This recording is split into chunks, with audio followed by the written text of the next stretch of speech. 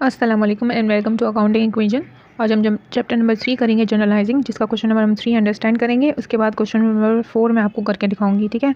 तो question number 3 is like question number 4। तो पहले क्वेश्चन नंबर 3 को समझते हैं, फिर क्वेश्चन नंबर 4 को हम करेंगे। ये क्वेश्चन नंबर 3 सॉल्व हुआ हुआ है कॉपी बुक के अंदर, तो हम पहले उसको समझेंगे और उसके बाद क्वेश्चन नंबर 4 बिल्कुल सिमिलर है, उसको करने की कोशिश करेंगे ताकि हमें अंडरस्टैंड हो जाए सही से। ये जनरल जो है वो मिस सनम का है, ठीक है। Miss Sanam started a business with cash rupees 2,50,000।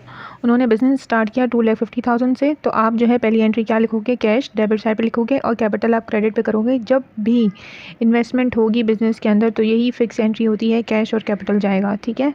अब क्या है, सेकेंड एंट्री है miss Sanam purchase goods on cash from mister Ali.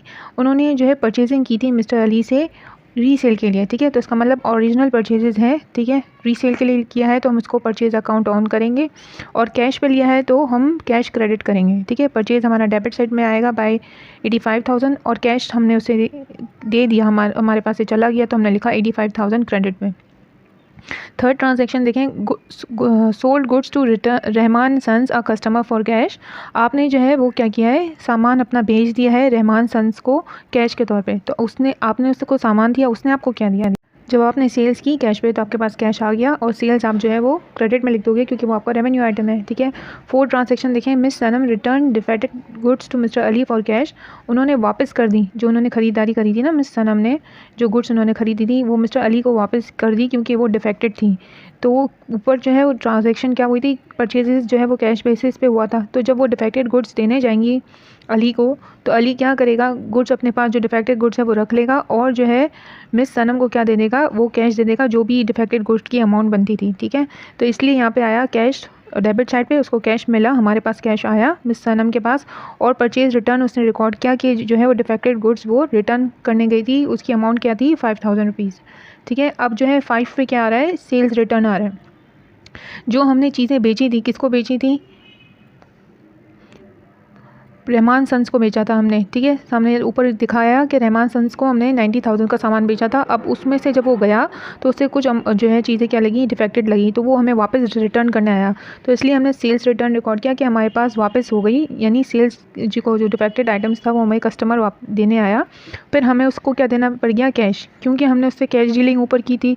तो जब वो सामान हमें डिफेक्टेड देना आएगा तो हमें उसी वक्त उसे कैश भी देना पड़ेगा। 6 ट्रांजैक्शन में कह रहे हैं, purchase office furniture for cash. उसने फर्नीचर ख़रीदा कैश पर, तो हम परचेजेस वो फर्नीचर जो है ऑफिस फर्नीचर डेबिट में लिखेंगे और कैश हम क्रेडिट में लिखेंगे। परचेजेस हम इसलिए नहीं लिखेंगे क्योंकि ऑफिस यूज़ के लिए था, for the purpose of resale नहीं था, इसलिए डायरेक्ट हम ऑफिस फर्नीचर का अकाउंट लिखेंगे यहाँ पर, और नीचे हम जो है कैश लिखेंगे, ठीक है। हमारे पास से कैश चला गया और हमारे पास क्या आ गया, ऑफिस फर्नीचर आ गया। 7 ट्रांजैक्शन में देखें, जो है ऑफिस का रेंट पे किया गया, तो ऑफिस रेंट एक्सपेंस हम रिकॉर्ड करेंगे कि हमें एक्सपेंस हुआ, खर्चा हुआ, और हमारे पास से कैश चला गया, ठीक है। इसके बाद फॉरन 8 में जो है वो स्टेशनरी एक्सपेंस है, यानी स्टेशनरी की पेमेंट की गई थी, ठीक है। 9th में मैं बता रहे हैं, मिस सनम ने जो है परचेज किए थे goods for the purpose of resale. देखें यहाँ पे रीसेल के लिए किया था तो इसलिए हमने परचेजेस लिखा 55,000 से, और कैश हमारे पास से 55,000 चला गया क्योंकि हमने कैश पे ये ट्रांजैक्शन की थी।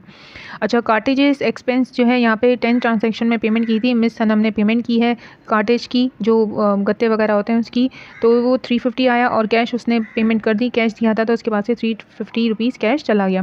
इसके अलावा 11 में बता रहे हैं सैलरी एक्सपेंस उसने सैलरीज पे की थी अपने जो एम्प्लॉयज़ हैं उसको, तो वो 8,000 आया, और जो है कैश जो है वो उसके पास से चला गया, ठीक है। 12 ट्रांजैक्शन में मिस सनम ने दोबारा कस्टमर को सेल किया था कैश पर 95,000 से, तो इसलिए हम कैश लिखेंगे डेबिट में, और सेल्स हम रेवेन्यू हमारा इंक्रीज़ हो रहा है तो हम वो 95,000 लिखेंगे। फिर उन्होंने टेलीफोन बिल की पेमेंट की थी, तो टेलीफोन बिल आपका एक्सपेंस हुआ, उसको हम डेबिट में लिखोगे, और कैश आपके पास से चला गया तो वो आप क्रेडिट में लिखोगे। एक और टेक्निक जो है इसमें आप ये याद रखिए, सारी की सारी कैश ट्रांजेक्शन है, ठीक है। पहले आप ये सोचो, अगर आपको समझ नहीं आ रहा कि कैश आपके पास से आ रहा है या जा रहा है, अगर जा रहा होगा तो ऑब्वियसली आप इसको क्रेडिट में लिखोगे, आ रहा होगा तो डेबिट में लिखोगे। फिर जब आप डेबिट और क्रेडिट डिसाइड करके कैश लिख दोगे तो उसके अपोज अकाउंट आपको लिखना आसान हो जाएगा, और उसकी नरेशन को आप लिखिएगा ज़रूर। मैंने यहाँ पे नहीं की ताकि वीडियो लंबी हो जाएगी, लेकिन जो नरेशन है उसको भी आप कंसिडर करिएगा, उसके भी मार्क्स होते हैं तो उसको छोड़ना नहीं है, हमें उसको भी लिखना है। होप आपको अच्छे से समझ आया होगा। अभी हम नेक्स्ट अपना क्वेश्चन नंबर 4 करेंगे, ठीक है। ओके, अल्लाह हाफ़िज़।